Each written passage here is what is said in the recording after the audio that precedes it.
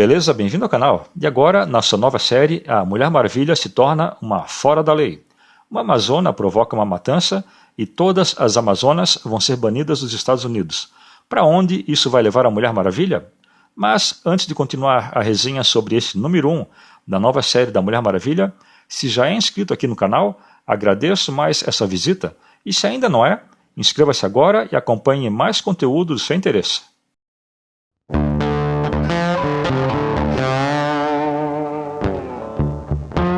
Depois de uma misteriosa amazona ter matado 19 homens num bar, ela é acusada de assassinato em massa.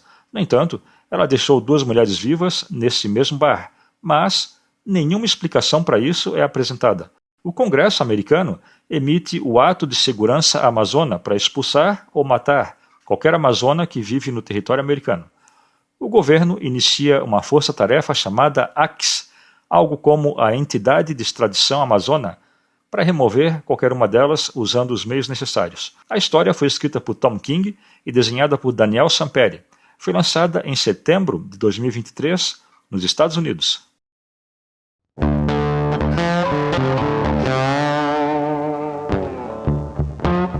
Apesar da história escrita por Tom King, que falarei mais adiante, esse título apresenta algo positivo. A arte de Daniel Samperi é bela e também é legal ver que a numeração em si não mudou. É o número 1 dessa nova série, mas é o número 801 do título da Mulher Maravilha. Essa numeração alta reflete a importância histórica da personagem e do seu título.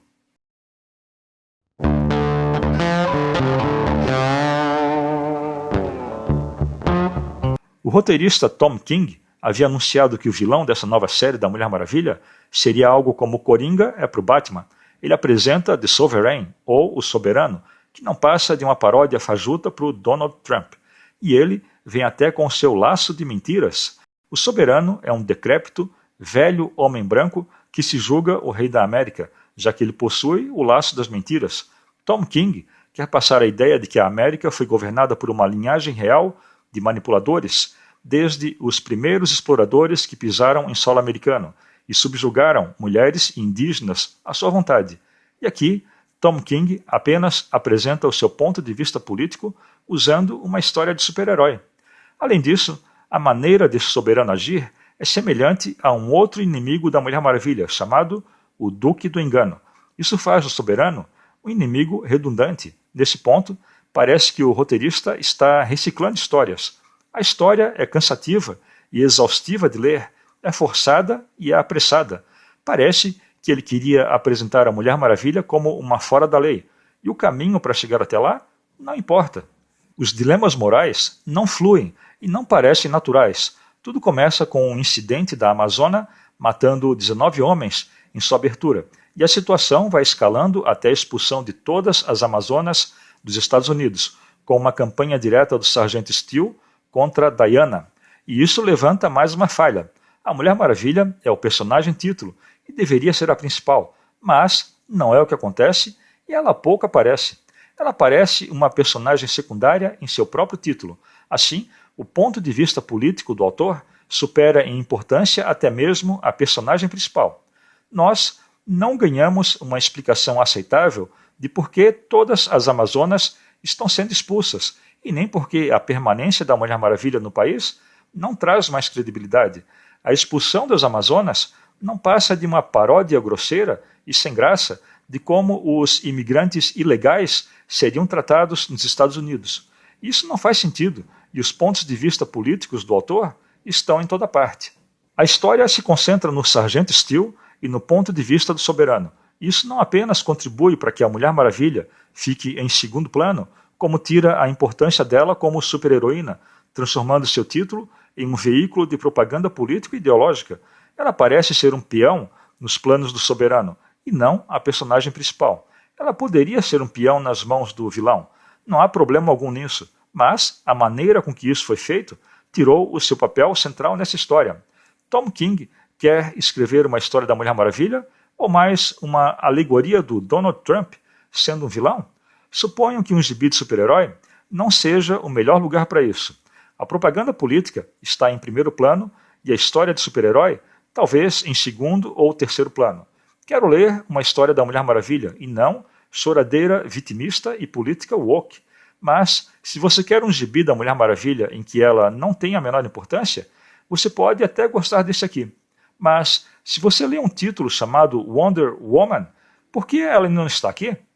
O foco é no governo americano, na imprensa, nos agentes e no público americano em geral, e todos são escritos da pior maneira possível. Todos os personagens, incluindo a Mulher Maravilha, estão em suas piores versões deles próprios. Tom King eleva a Mulher Maravilha, rebaixando o país, os Estados Unidos. O clima da história é pesado e triste. Os personagens estão o tempo todo tristes ou enfurecidos com alguma coisa. E parece que Tom King precisa desses elementos para contar a história, mas em nenhum momento ela é engajante. A história é bem entediante, parece que apenas esperamos pelo desfecho. Do ponto de vista político do autor, essa perseguição às Amazonas representa uma metáfora de como as chamadas minorias são tratadas nos Estados Unidos. Mas, uma vez que as Amazonas são caçadas, presas e até mortas, tudo é tão radical que nada aqui fica razoável. Há também a ideia de que o país e seus líderes são misóginos, mas a maneira estereotipada e forçada com que os homens são retratados como os piores seres humanos do mundo faz dessa uma história verdadeiramente misândrica. Além disso, se o país é tão misógino como o roteirista afirma, por que há milhares de Amazonas que saíram de uma ilha habitada apenas por mulheres para habitarem esse mesmo país? E também nenhuma explicação é apresentada quanto a isso.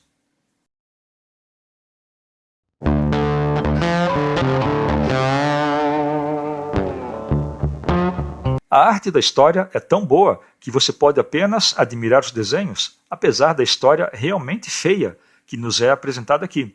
Infelizmente, tudo aqui é entediante. Para apreciar e gostar dessa história, você precisa ignorar cegamente toda a irritante e clichê propaganda político-ideológica, vitimista, misândrica e feminista que esse título apresenta.